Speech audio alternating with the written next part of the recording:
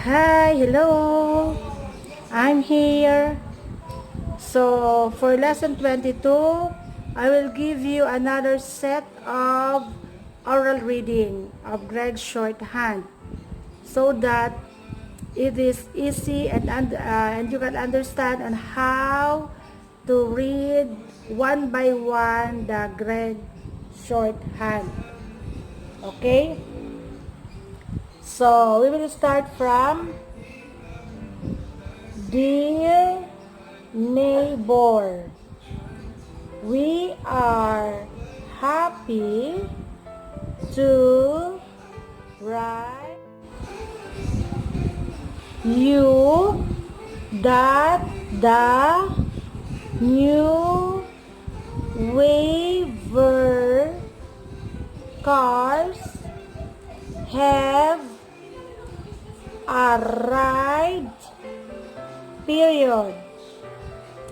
The new cars are well built as well as attractive.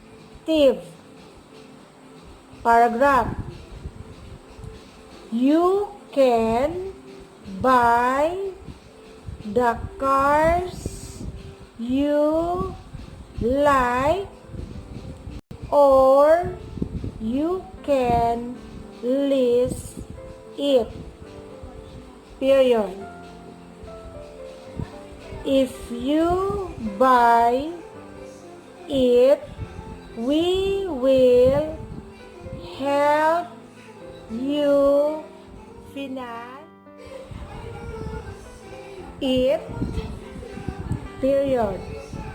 But if you prefer to lease it, we will prepare a lease that will appeal to you.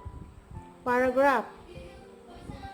See these fine cars during your noon hour or in the evening. Period.